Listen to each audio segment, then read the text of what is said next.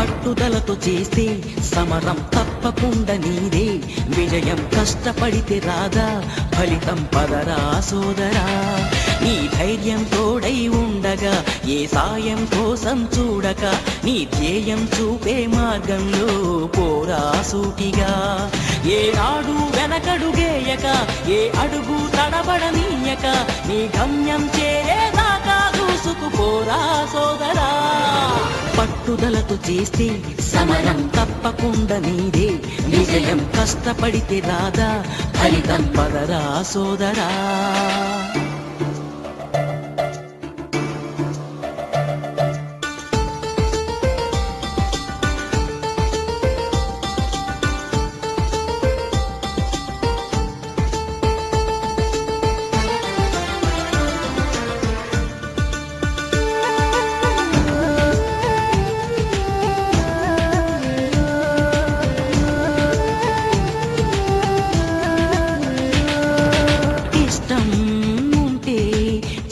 కూడా తీయని కష్టం అంటే దూది కూడా భారమే.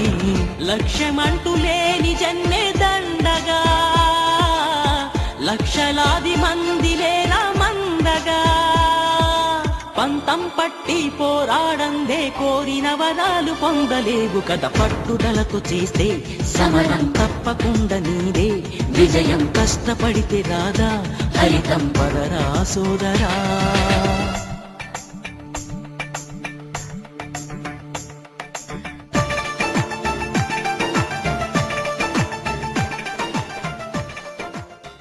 I want to become an IAS officer. మనకి ఇప్పుడు చాలా మంది గైడ్స్ ఉన్నారండి. మీకు ఇప్పుడు యూట్యూబ్ ఛానల్ నోట్ చేసుకోండి. youtube.com/user/para ఆ యూట్యూబ్ ఛానల్ మీకు శ్రీధర్ బాబు గారు అని చెప్పి ఒక IAS ఆఫీసర్, అలాగే లక్ష్మీనారాయణ గారు IPS ఆఫీసర్, వీళ్ళందరూ కూడా స్పీచెస్ ఉన్నాయి. ఎలా వాళ్ళు IAS ఆఫీసర్ ప్రిపేర్ అయ్యారు, వాళ్ళు ఎలాగ IPS క్రాక్ చేశారు అనే స్పీచెస్ ఉన్నాయి. మీరు వాళ్ళ ఇన్స్పిరేషన్గా తీసుకొని మీరు అవ్వాలి. బట్ సబ్జెక్ట్ అన్నది టాప్ సబ్జెక్ట్గా ఉండాలి.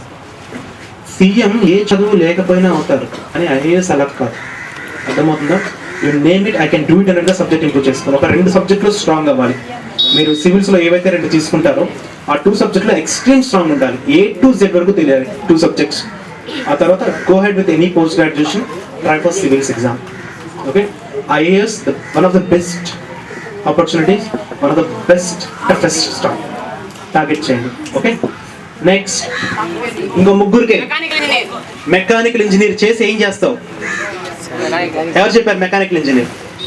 ఫ్యూచర్లో పెట్రోల్ అంతా అయిపోతుంది, అప్పుడు వాటర్తో నడిచే మిషన్ తయారు చేస్తావా? మరి మాకు వాటర్తో నడిచేది, మరి వాటర్ అయిపోతే ఎయిర్తో నడిచేది తయారు చేస్తావా? తయారు చేయవా? మరి దేంతో తయారు చేస్తావు? సోలార్. ఇప్పుడు ఎండ లేదు కదా, ఇప్పుడు సోలార్ ప్రొడక్షన్ తగ్గిపోతుంది. ఎండ అఫ్ కోర్స్ ఇండియాలో బాగుంది, బట్ మెకానికల్ ఇంజనీర్లు కాదండి, బోల్డ్ మంది ఇంజనీర్లు ఉన్నారు. జాబ్లెస్ జాక్స్ చాలా మంది ఉన్నారు ప్రపంచంలో. మీరు ఏదో మెకానికల్ ఇంజనీర్నో, ఏదో ట్రిపుల్ ఇంజనీర్నో, ఏదో ఒక సివిల్ ఇంజనీర్నో అవుదాం అనుకుంటే బోల్డ్ మంది నిరుద్యోగులు ఉన్నారు.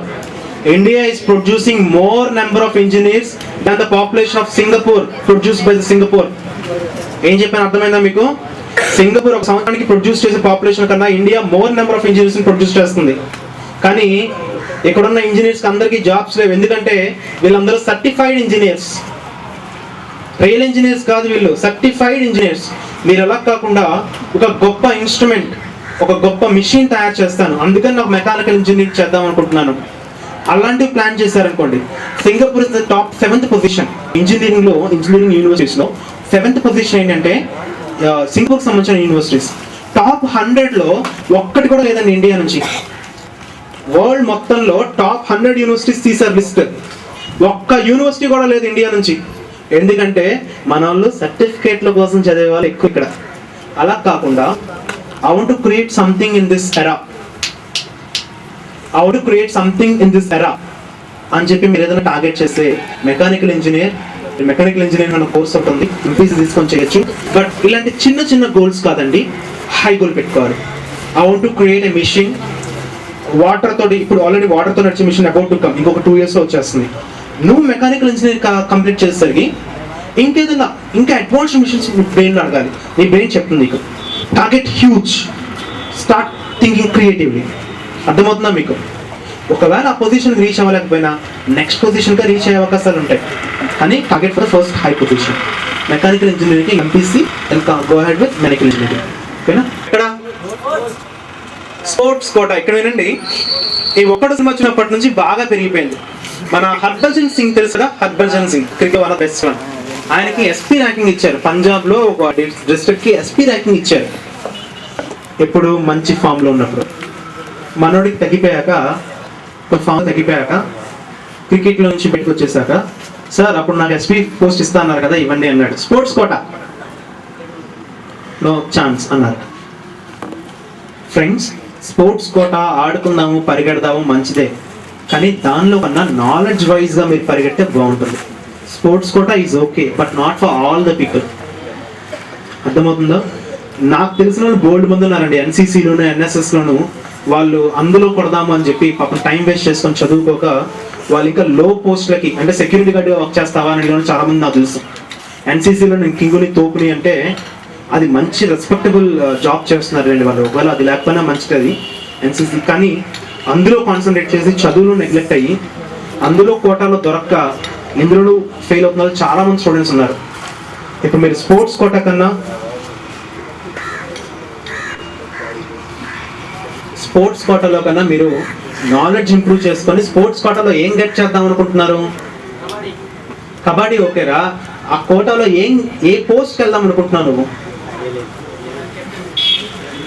కెప్టెన్ అన్నది కాదు అంటే పోలీస్ ఆర్మీలో కెప్టెనా, ఐఏఎఫ్ లో కెప్టెనా? మరి కబడ్డీ, ఓన్లీ కబడ్డీ కాకుండా కబడ్డీ స్పోర్ట్స్ కోటాలో ఏ జాబ్ కో ఏ పొజిషన్కి వెళ్దాం అనుకుంటున్నావు? స్పోర్ట్స్ లోనే సెటిల్ అయిపోదాం అనుకుంటాం. ఓకేనా? సరే, ట్రై చేయండి, మీ గోల్ అదేగా పెట్టుకోండి. ఓకేనా? ఒకవేళ కబడ్డీ గోల్ అనుకుంటే okay, kabaddi go ahead. But కబడ్డీలో కొంత సాధించి ఆ తర్వాత ఇంకేదైనా పొజిషన్కి వెళ్దాం అనుకుంటే అది అవసరం. ఆ పొజిషన్ కోసం మీరు సబ్జెక్ట్ వైజ్ వెళ్తేనే మీకు ఆప్షన్స్ ఎక్కువ. కబడ్డీలో టాప్ మోస్ట్ ఇండియాకి కబడ్డీలో ర్యాంక్స్ రావాలి ఆర్ మెడల్స్ రావాలని టార్గెట్ పెట్టుకుంటే ఇట్స్ గుడ్. ఓన్లీ కబడ్డీ మీద కాన్సన్ట్రేట్ చేయండి. చదువుని అస్సలు నెగ్లెక్ట్ చేయకూడదు. చదువు మీకు అందరికీ కాదు, మీకు స్పోర్ట్స్లో మీకు టార్గెట్ ఉంది కాబట్టి చదువులో మినిమం ఒక 70% టార్గెట్ చేయండి. ఆ తర్వాత కబడ్డీ. ఎందుకంటే మనకి ఇది బ్యాక్ ఎండ్. చాలా మంది ఫ్రెండ్స్ ఉన్నారు నాకు ఎన్సీసీలోను స్పోర్ట్స్లోను తిరిగి పాపం వాళ్ళు అటు కొట్టలేక ఇటు కొట్టలేక నాశనం అయిపోయిన చాలా మంది ఉన్నారు. నాశనం అయిపోవడం అంటే నా దృష్టిలో దే ఆర్ హ్యావింగ్ వాళ్ళకి రావాల్సిన పొజిషన్ కన్నా తక్కువ శాలరీ, వాళ్ళకి రావాల్సిన ఫేమ్ కన్నా తక్కువ ఫేమ్ వచ్చిన వాళ్ళు చాలా మంది తెలిసిన వాళ్ళు ఉన్నారు. మీకు ఎప్పుడు కూడా ఎడ్యుకేషన్ అనేది ఒక స్ట్రాంగ్ బేస్ పడుతుంది. ఎడ్యుకేషన్ అంటే సర్టిఫైడ్ ఇంజనీర్స్ కాదు రోయ్, నేను చెప్పేది రియల్ ఇంజనీర్స్ గురించి. మీరు కబడ్డీ ఈజ్ గుడ్, బట్ దానికన్నా మెయిన్ కాన్సన్ట్రేషన్ ఎడ్యుకేషన్ మీద కాన్సన్ట్రేట్ చేస్తూ కబడ్డీని కూడా సైమల్టేనియస్గా ట్రాక్ చేయండి. ఫెయిల్ అవ్వద్దు, సబ్జెక్ట్స్ మాత్రం అస్సలు నెగ్లెక్ట్ చేయదు. It should is the back bone. ఓకేనా? ఐఐటికి సంబంధించిన సీట్స్ రావాలి అంటే కొన్ని ఎగ్జామ్స్ ఉంటాయి మీకు ఇంటర్మీడియట్ తర్వాత. జేఈకి సంబంధించిన కొన్ని ఎగ్జామ్స్ ఉంటాయి. Physics chemistry mathematics. IITs NITs, ఇప్పుడు ఎన్ఐటీస్కి వాళ్ళ ఓన్ ర్యాంక్స్ కొన్ని ఎగ్జామినేషన్స్ ఉన్నాయి. కొన్ని డీమ్ యూనివర్సిటీస్ కూడా ఉంటాయి, వాటికి సంబంధించిన వాటి ఎగ్జామ్స్ పెడుతుంటారు. ఆ బోర్డుకి సంబంధించినవి డీమ్ యూనివర్సిటీస్, ఎంజిఆర్ యూనివర్సిటీ అయినా వాళ్ళకి సంబంధించిన స్పెషల్ ఎగ్జామ్స్ ఉంటాయి. ఈ ఐఐటీస్ కామన్ ఎగ్జామ్ ఉంటుంది. ఈ మూడింటి మీద ఎక్కువ కాన్సన్ట్రేట్ చేయాలి. ఈ 3 సబ్జెక్టులు భయం అనుకుంటున్న వాళ్ళు ఎంతమంది ఉన్నారు? నాకు ఎంపీసీ అంటే భయం అన్న వాళ్ళు 1, మ్యాథమెటిక్స్ అంటే ఎంతమందికి భయం, ఫిజిక్స్ అంటే ఎంతమందికి భయం, కెమిస్ట్రీ అంటే ఎంతమందికి భయం? భయం పోవటానికి మనలో పెరగాల్సింది ఖచ్చితంగా కొట్టాల్సిందే అన్న ఒక కసి పెరగాలి. ఈ మూడింటి మీద కాన్సన్ట్రేట్ చేయాలి. కామన్ గేట్ ఎగ్జామ్ ఉంటుంది మీకు, GATE for MTech guys common exam ఉంటుంది జేఈ వాళ్ళది. సో దాంట్లో మీరు 3 మీద కాన్సన్ట్రేట్ చేస్తారు.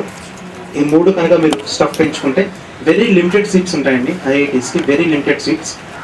దానికన్నా బెస్ట్ ఆప్షన్ వచ్చేసి మీరు ఎన్ఐటీస్ కానీ డీమ్ యూనివర్సిటీస్లో కూడా ట్రై చేయొచ్చు. అబ్దుల్ కలాం ఐఐటీ పర్సన్ ఏం కాదు కదా.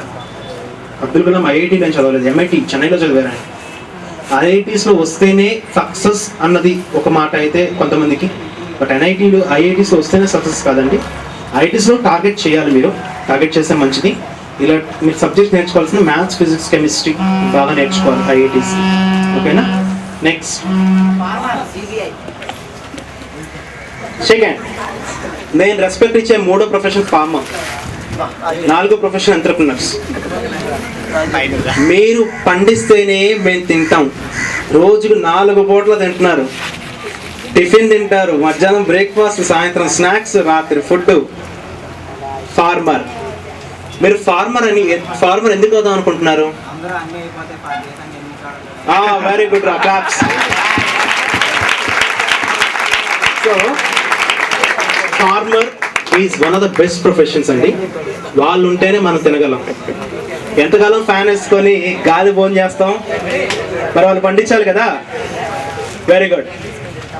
మీరేం చేయాలంటే, ఈరోజు వానలు, వరదలు, కొన్ని నెలలు దాటితే ఎడారైపోయే ఎండలు, వెదర్ మనకి సహకరించట్లేదు ఫార్మర్ అవ్వటానికి. మీరు ఎలా చేయాలంటే, ఎలాంటి వెదర్లో అయినా మొలకలెత్తే విత్తనాలను తయారు చేయడము, బయోటెక్నాలజీ. ఎలాంటి వెదర్లో అయినా మొలకలెత్తే విత్తనాలను తయారు చేయడము, నీళ్లు పోయకపోయినా, అంటే తక్కువ నీళ్ళకి. ఇప్పుడు ఆక్వాకల్చర్ కొన్ని ఉన్నాయి. ఆక్వాకల్చర్ కదండి, డైరెక్ట్ రూట్కి వేస్తారు. ఒక టైప్ ఆఫ్, దాని కూడా పేరు అంటారు. రూట్కి డైరెక్ట్గా వాటర్ పోస్తారు. ఆక్వాకల్చర్ కాదు, ఇంకేదో కల్చర్ అంటారు. హెచ్ స్టార్ట్ అవుతుంది అనుకుంటాను. ఓకే, ఇలాంటివి ఏదైనా, ఇప్పుడు చాలా మంది ఫార్మర్స్ ఉన్నారు కదా పాపం, అన్ని డిపార్ట్మెంట్స్లో కన్నా పాపం వాళ్ళు ఎక్కువ సూసైడ్లు చేసుకుంటున్నారు. ఎందుకో తెలుసా? వాళ్ళకి ప్రాపర్గా ఇన్పుట్స్ ఇవ్వట్లేదు, పెద్దలు ఇవ్వట్లేదు, మనము సరిగ్గా ఇవ్వట్లేదు. మీరేం చేయాలంటే, ఈ ఫార్మర్స్కి హెల్ప్ అయ్యేట్టుగా ఏదైనా ఒక బయోటెక్నాలజీలో ఏదైనా వర్కౌట్ చేయండి. లేదా మెకానికల్ ఇంజనీర్ అయి వీళ్ళకి ఏదైనా ఒక మిషన్స్ తయారు చేయడానికి, ఫార్మర్స్కి స్పెషల్గా ఉపయోగపడే మిషన్స్ తయారు చేయడానికి టార్గెట్ చేయండి. మీరు మొద్దులుగా ఏదో దున్నేస్తాం, వెళ్ళిపోతాం, వచ్చేస్తాం అనుకుంటున్నారా? సైంటిఫికల్గా ఆటోమేట్ చేయడానికో, లేకపోతే ఆ విత్తనానికి ఇంకేదైనా సీడ్ ఇస్తే బాగుంటుంది, I want to create new DNA for this type of stuff అనుకుంటున్నారా? మీరు ఆలోచించాలి. ఫార్మర్స్కి హెల్ప్ చేయడానికి ఏదైనా వర్కౌట్ చేయడానికి మీరు ఆలోచించాలి. అర్థమవుతుందా? అగ్రికల్చరల్ సైంటిస్ట్ కాదని ప్లాన్ చేయండి. అగ్రికల్చరల్ సైంటిస్ట్, బిఎస్సి అగ్రికల్చర్ ఉంది మనకి ఇక్కడ గుంటూరు డిస్ట్రిక్ట్లో చీరాలకు వెళ్ళేదాన్ని, చీరాల బాపట్ల ఏరియాలో ఒక ఇంజనీరింగ్ కాలేజ్ ఒకటి ఉంది. అగ్రికల్చరల్ సంబంధించిన ఒక ఇంజనీరింగ్ కాలేజ్. మనకి అగ్రికల్చర్ యూనివర్సిటీస్ వస్తున్నాయండి. మీరు సబ్జెక్ట్ తోటి ఫార్మింగ్కి వెళ్ళాలి. సబ్జెక్ట్ తోటి oeconsortium.org ఒక వెబ్సైట్ ఉంటుంది. బుక్ ఉంది కదా నీ దగ్గర, రాసుకో. పెన్ ఉందా? రాసుకో. oeconsortium.org అనే వెబ్సైట్కి వెళ్తే మీకు world wide university, oeconsortium.org, world wide websites, world wide యూనివర్సిటీకి సంబంధించి ఒక మంచి ఎడ్యుకేషనల్ రిసోర్సెస్ ఉన్నాయి. అందులో అగ్రికల్చర్కి సంబంధించింది కూడా ఉంది. మన భారతదేశంలో ఒక హెక్టార్కి సంవత్సరానికి 3000 బస్తాలు వస్తే, చైనాలో 6000 వస్తున్నాయి. 6000. మనకు 3000 ఉంటే అదే ల్యాండ్లో చైనాలో 6000 వస్తున్నాయి. మరి దాన్ని డిఫీట్ చేయాలంటే మన అగ్రికల్చరల్ పీపుల్కి కూడా, ఫార్మర్స్కి కూడా మీలాంటి సైంటిస్టులు ఉంటే, నువ్వేమవ్వాలి? ఫార్మర్ కాదు, అగ్రికల్చరల్ సైంటిస్ట్. నువ్వు ఒక్కడవే తింటావా? అందరికీ పెడతావా? అందరికీ పెడతావా? నువ్వు ఒక్కడే తింటావా? అందరికీ పెట్టాలంటే అదే ఆప్షన్. అగ్రికల్చర్ సైంటిస్ట్ ఉంటే అందరు రైతులకు కూడా పెడతావు నువ్వు. అప్పుడు రైతులందరూ మనకు కూడా పెడతారు భోజనం. అర్థమవుతుందా? అగ్రికల్చర్ సైంటిస్ట్గా టార్గెట్ చేయి, బిఎస్సి టార్గెట్ చేసుకో. BSc agricultural. Last one, communication engineer. ఎక్కడున్నారు? మీరేం చేయాలంటే, ఇస్రోలోనో డిఆర్డిఓలోనో సైంటిస్ట్, ఒకసారి నించోండి. ఇస్రోలోనో డిఆర్డిఓలోనో సైంటిస్ట్ అవుదామని చెప్పి మీరు డిసైడ్ అవ్వాలి. ఇస్రోలోనో డిఆర్డిఓలోనో ఒక సైంటిస్ట్ అవుదామని చెప్పి మీరు డిసైడ్ అవ్వాలి. కమ్యూనికేషన్ ఇంజనీరింగ్, ఈసీఈ కోర్సెస్ చేయొచ్చు. బట్ అందులో కూడా ఇప్పుడు మనోడికి చెప్పాను చూడు, మెకానికల్ ఇంజనీర్లో బియాండ్ ద థాట్స్, అది చదివితే ఇది అయిపోరండి. అలా అవ్వటానికి ఏం చదవాలన్నది ఒక ప్లాన్. ఇది అవ్వటానికి ఏం చదవాలన్నది ఒకటైతే, ఇది చదివితే ఇది అయిపోరు. చెప్తున్నా కదా, చాలా మంది సర్టిఫైడ్ ఇంజనీర్స్ ఉన్నారు. ఈసీఈ చేయండి. ఈసీఈలో కూడా మీరు కమ్యూనికేషన్, ఇప్పటి నుంచే శాటిలైట్స్ ఎలా వర్క్ చేస్తాయి, howstuffworks.com ఒక వెబ్సైట్ ఉంటుంది, రాసుకో. howstuffworks.com తెలుసా అది? Very good, shake hand.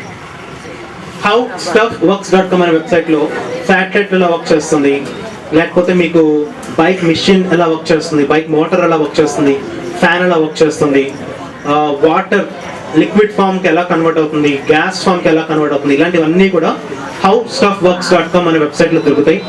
ఆ వెబ్సైట్లో మీరు ఇప్పటి నుంచి సబ్జెక్ట్ నేర్చుకుంటూ ఇంటర్మీడియట్లో ఎంపీసీ తీసుకొని, ఇంటర్లో ఎంపీసీ తర్వాత ఈసీఈ తీసుకోవాలి మీరు. పాలిటెక్నిక్ ఓకే చేయొచ్చు, నో ప్రాబ్లం. పాలిటెక్నిక్ నుంచి ఈసీకి వెళ్ళొచ్చు, నో ప్రాబ్లం. ఇంకెవరైనా చెప్దాం అనుకుంటున్నారా? లాస్ట్ పర్సన్, మోటివేషనల్ స్పీకర్ ఎవరో అనుకుంటున్నారు? లైఫ్ లో ఎక్కువ ఫెయిల్యూర్స్ ఫేస్ చేయి. ఏదో 4 స్టోరీలు విని ఆ స్టోరీలు యాజ్ ఇట్ ఈస్ గా చెప్తే అది మోటివేషనల్ స్పీకర్ కాదండి, వాడు కాపీ క్యాట్ అవుతాడు. లైఫ్ లో ఎక్కువ ఛాలెంజెస్ ఫేస్ చేయి, ఫెయిల్యూర్స్ ఫేస్ చేయి, సక్సెస్ తెచ్చుకో. ఆ తర్వాత నీ సక్సెస్ ఎలా వచ్చిందో స్పీచ్ ఇవ్వండి. అంతేగాని 4 స్టోరీలు వినేసి యాజ్ ఇట్ ఈస్ గా స్టోరీలు చెప్తే మోటివేషనల్ స్పీకర్ కాదు. మీరు సైంటిస్ట్ గా టార్గెట్ చేయండి. అబ్దుల్ కలాం గారు కూడా మోటివేషనల్ స్పీకరే. అబ్దుల్ కలాం గారు కూడా ఒక లెక్చరరే. ఎప్పుడయ్యారు ఆయన? After becoming president of India. అర్థమవుతుందా?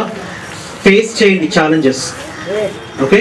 ఛాలెంజెస్ ఫేస్ చేయండి, ఫెయిల్యూర్స్ ఫేస్ చేయండి, సక్సెస్ గెట్ చేసుకోండి.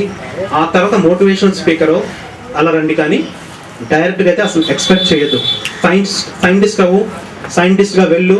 సైంటిస్ట్గా వెళ్ళాక నువ్వు ఏమైతే చేయాలనుకున్నావో మొత్తం చేయి. అక్కడ సైంటిస్ట్గా ఇస్రోలోనో డిఆర్డిఓలోనో ఏదైతే చేయాలనుకున్నావో చెయ్యది.